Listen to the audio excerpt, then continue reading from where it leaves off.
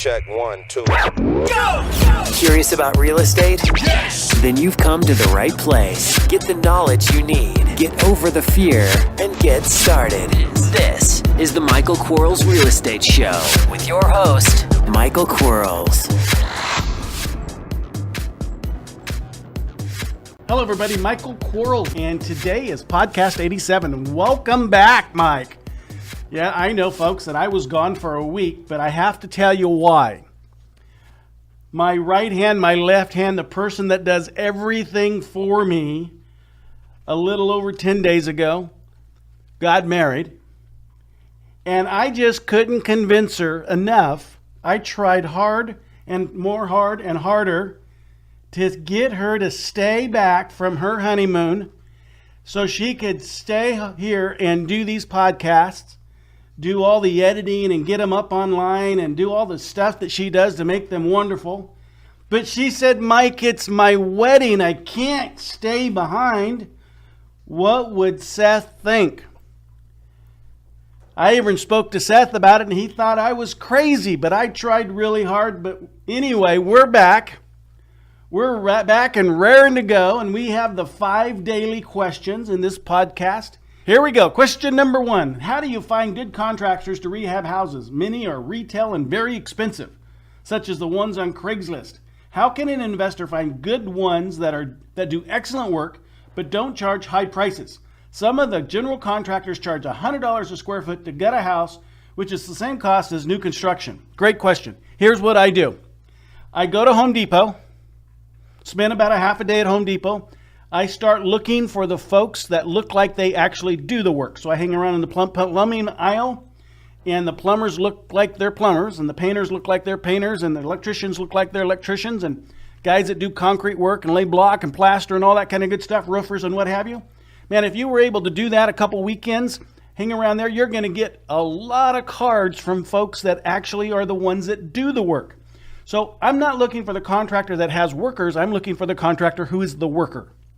There's a whole different story there. Then on my manual labor, my little handyman guys or gals, what I'm going to do there is there's always a Home Depot or a Lowe's in your area where the workers hang out in the parking lot in the morning around 6:30, 7 o'clock. Show up at that Home Depot, find the one that has that kind of stuff, and then go start talking to those guys that are hanging out at their truck. They're not there to be unfriendly. They're there to look for daily work. So if you need a ditch dug, great opportunity.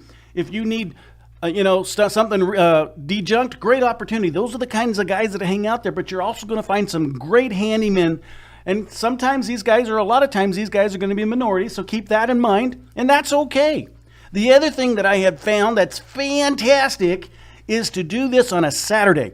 Go to a new subdivision, one under construction, and drive that and stop and talk to all the different subs that are working on a Saturday. See if they do side work, or if they're the actual contractor that does it, get some cards, find the labor that is doing it. What I like about the new development stuff is those guys are already pre-positioned and taught to do things for cheap, because general contractors, they don't pay as much as a homeowner pays. So keep that in mind. Great question. Question number 2. Email the contract to a super motivated seller and he's gone rogue. Any advice? Follow up 3 times, kick him. Maybe he had an emergency kind of stuff, but follow up. Keep letting him know that there's some urgency there. You're going to find him if he wants to be found. If he doesn't want to be found, it wasn't your deal in the first place. Don't get all excited about it. Can't lose what you don't have.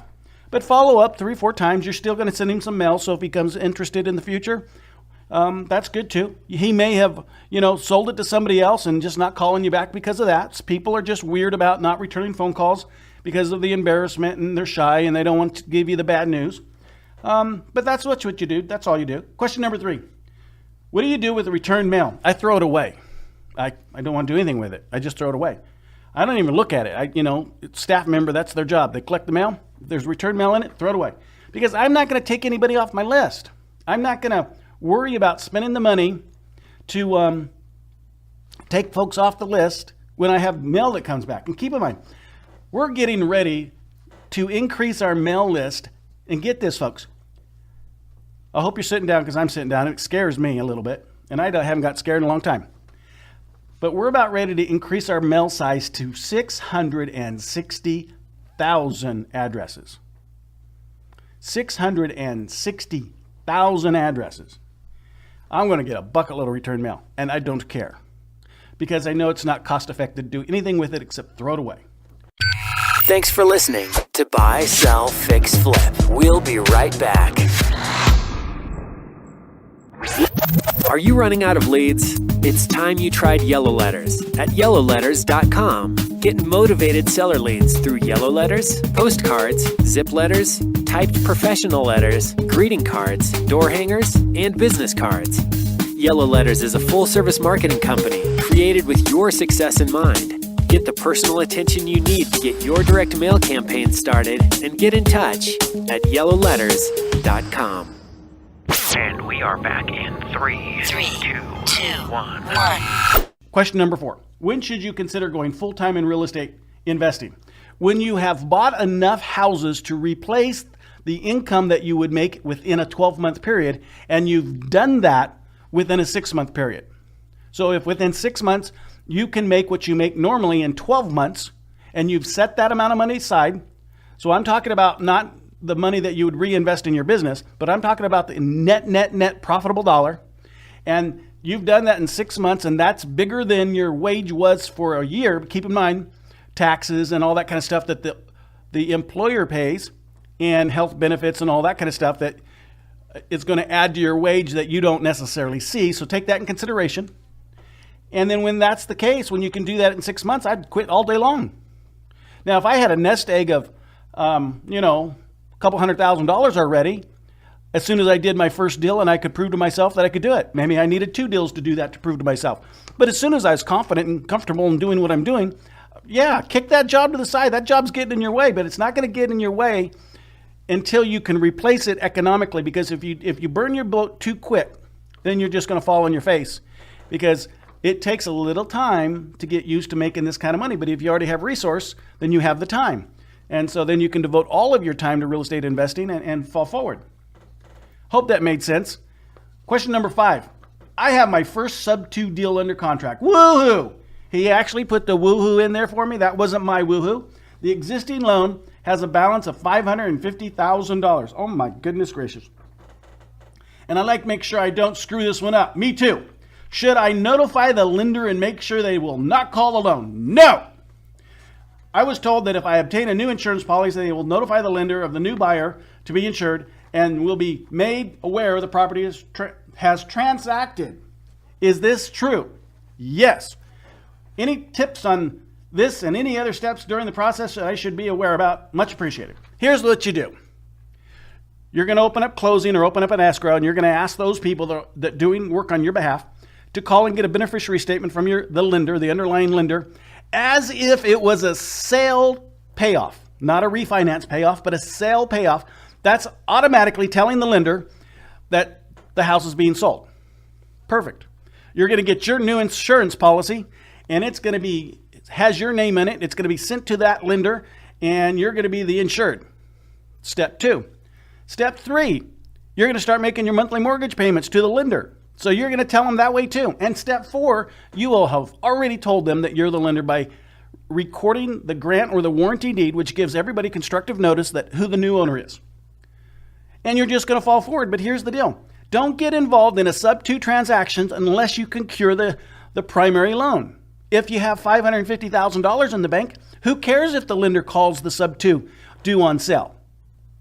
Here's what happens when they call it. They give you a 30-day notice to pay them off, or they're going to enact foreclosure. They're going to call that note. Well, whatever your foreclosure laws in your area, that's how long it's going to take. In my case, it's going to be 111 days. So I have 30 plus 111. I have 141 days to pay off a loan if I needed to. Now, I wouldn't take that long. I would just pay the loan off, kind of thing, because you want to make sure that you protect the underlying borrower, although you should use disclosures letting them know that these things can happen. But don't worry about hiding from people. We're not supposed to hide what we do. We're supposed to be proud of what we do. Stand up and say, hey, this is what I do. If you don't like it, do whatever you think you need to do. And then just take care of yourself on your side. So that's why I say you should never enter into a sub-2 that you can't cure. And I'm so happy I'm back, and I am more happy that Riley is back, my left and right hand, and does everything for me. She absolutely is just, I think I'd adopt her as a daughter if I could, but I got to talk to her about that first, and maybe her mother and dad might get a little frustrated with me if I ask them.